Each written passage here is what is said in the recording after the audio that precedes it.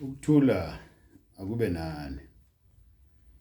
Namhlanje ake sivusane ukuthi ngabe ukhale enyonini kulezi ngane zethu esizalayo. Wonke umuntu uyakhala ngabantwana esibabiza ngama-2000.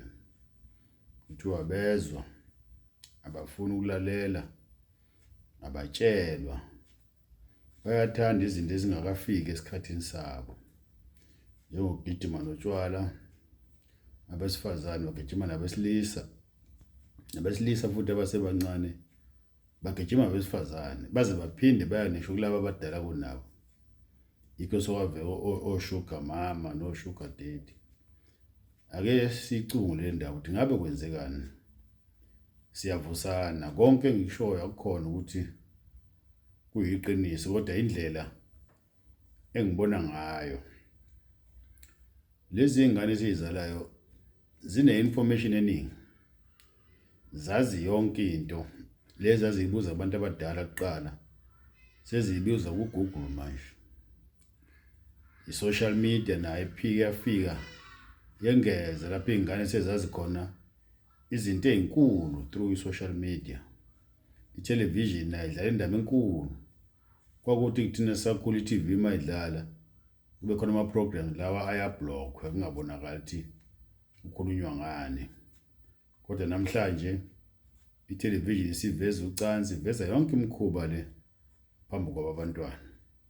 Singabalekelela kanjani ke thina njengabantu abadala?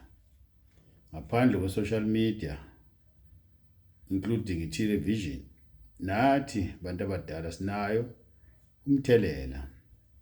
Lento eyenzeka abantwana bethu abayithandi nabo. Isikhathi abaphila kuso nendlela esibaphethe ngayo. Umzali ufuna ukwazi ukuthi cha emntwaneni. Mawuthe cha meyebuza ukuthi ngobani ungamnika izizathu. At the same time ufuna basibanika izizathu abantwana sibavikele. Kuya ngeminyaka phela umuntu uma besemncane ikhona into ongamtshela yona. Ukhona futhi umfihlela yona hayi ngokufihla kodwa ulinda isikhathi esi-right ukuthi ungakhuluma naye.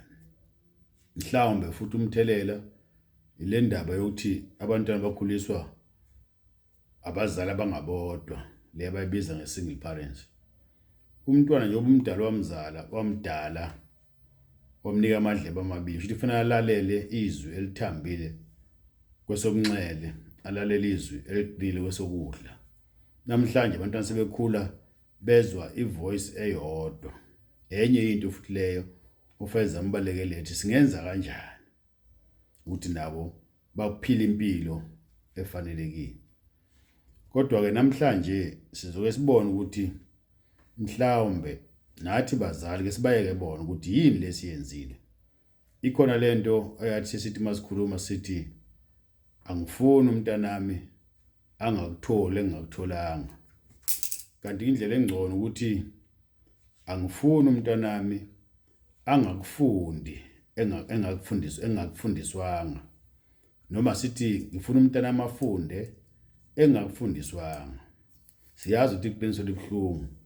Mawuthi umuntu angayenza into ethile ibe imnandi. Usungasho ukuthi ngeke ayenze nomphela. Kofika isikhathi lapho ezibese ezimele khona esekwazi ukuzenzela i-decision.